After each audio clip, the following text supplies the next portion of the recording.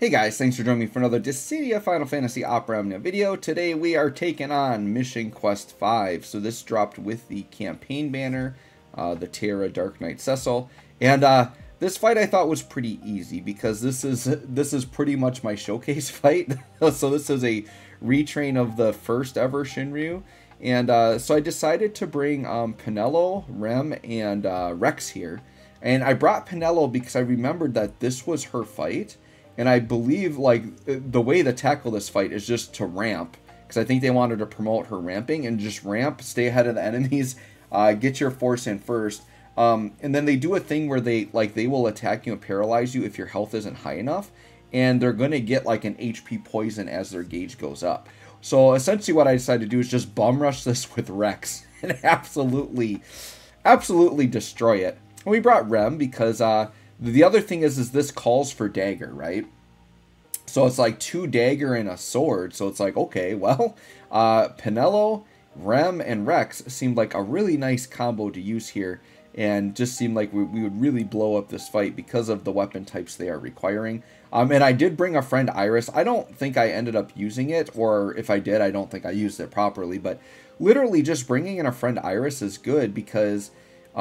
if you get, like, what I would do is just do your fight normally, get to your force time, do your big damage, and then whatever your last attack of force is, like when your force time ends, bring in Iris on the following attack, just pop the EX on the friend Iris, and you're essentially getting an extra turn of force time, because she's going to copy that last turn damage you did in force, and really help extend, which is really nice. This is why I recommend people put Iris as their friend, because it's very good. Now, I don't think I had to do that in this fight. I think they die, like, way too quick, so we don't even really get to use that, which is fine. And Penelo's still a very good character. Very much enjoy Penelo. Very good anniversary character. They did very well with her, so very happy to see that. So, we're going in. We're just doing normal setup stuff here.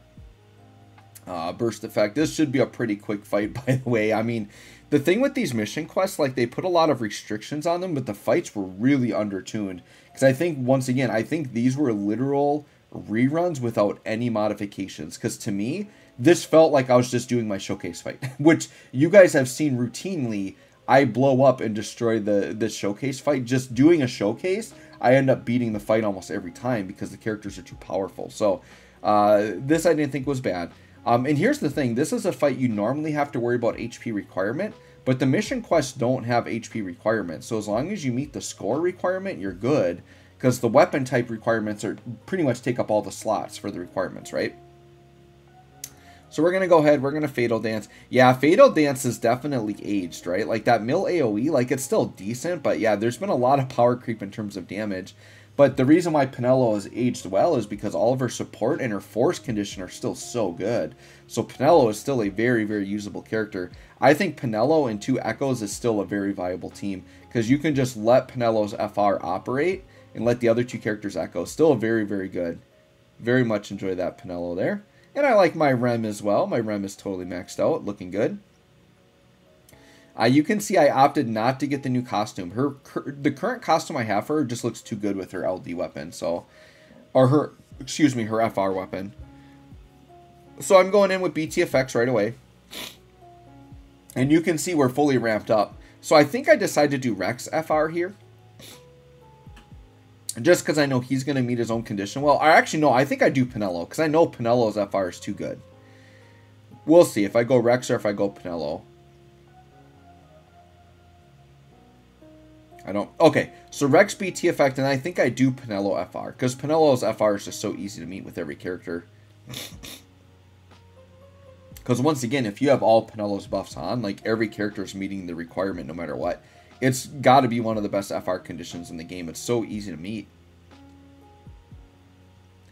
Alright, so Penelo's up, and I think it is FR time. Because we're starting to take on poison. I don't want that poison to get any deeper. So yeah, we Raijin just for fun, I guess. really no point, but I guess it does make sure that we don't take any damage from them. Because they will still get turns, right? Yep, and then it's FR. So yep, Penelo FR, definitely the way to go. For sure. And now we just go to crazy and we just echo and get into a Reks BT, and this fight's going to be so over, it's not even funny. I mean, you can just tell how squishy they are, the fact that we just entered force time and we have an enemy at 78%. A modern Shinryu fight, they should still be in like the mid-90s, like if they have a proper amount of HP when we go into this first. So yeah, you can see you almost don't even need a force time, and you could just melt these guys away. Like a Tifa, I think without even using force could probably melt this away pretty easily. It's such an old fight. So yep, let's echo, sure. And I think what ends up happening here, I do remember what I did here. Rex's burst phase is completely unnecessary, but we do it just to extra stomp on them. I think the enemies are basically dead, and we go into Rex's burst phase just because I want to stomp on them a little bit extra. I'm kind of taking it like a showcase, like, all right, we got to quick get into it so we can see that far, right? But yeah, double obstacle removals, yeah, just big damage. He just did like 5 mil on those, so pretty dang good. And then, yeah, here, we'll throw in an echo. Reks was just way too overtuned for this fight, for sure. And the thing is I'm working on getting a recording of Shantado Shinryu, the current one. The problem is there's a ton of elemental lockout, and this is the one thing I said about Reks that I didn't like, is he's lightning, which means he can get locked out, and he gets locked out, because Reks would absolutely annihilate, because that Shantado fight is a 3-target fight. So I desperately want to go in there with Reks, but I can't because of his thunder. And I don't believe there are any true enchants for any of the approved elements. I'll have to double check. If there's a wind true enchant, that would work. But I don't think we have a holy or a dark true enchant.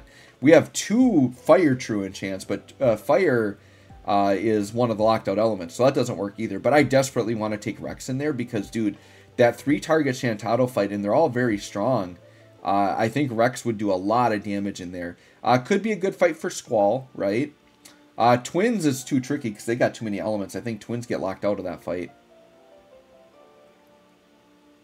So we'll see how I'm working on. But look, the enemies were basically dead, and I'm like, no, I want the full burst phase. Look at that. They're just incinerated, like annihilated out here. So Reks now is just going to go through and just do some insult to injury damage. But I mean, dude, look at these double obstacles, dude. It's like 8.6 and 8.6. Like, the obstacles are so crazy strong, and that's not counting the on-turn damage he's doing. His damage is quite insane, actually. Reks is a beastie boy here. So yeah, I went a little overkill on this fight. Probably didn't need to bring Reks in here, but we did. And the thing is we're not going to see a very impressive burst phase number. It's still going to be good, but not as good because one of the enemies died like instantly. That's why I think Reks would be so fun on that current fight if it just did not have the elemental lockout. Because those 3 Shantados are all very tanky, so I don't know, we'll see. Alright, and then finally, we just have to get to the burst attack so we can finish this fight off. But yeah, that's it. And Mission Quest 5, I believe, is the last one. So all of the mission quests done. And I did not worry about, like, losing characters on these fights because I kind of figured they weren't going to repeat any weapons, and they didn't. So pretty much on these Shinryus, you go all out with your best characters of those weapon types, and then just get the Lufenian Chaos done with whatever scrubs you want to bring in. They're going to get it done just fine. And then, yeah, Mission Quest wasn't too bad. Was not too bad. I kind of wish, I mean, they definitely could have tuned up these fights a little bit, like just giving them more HP at least.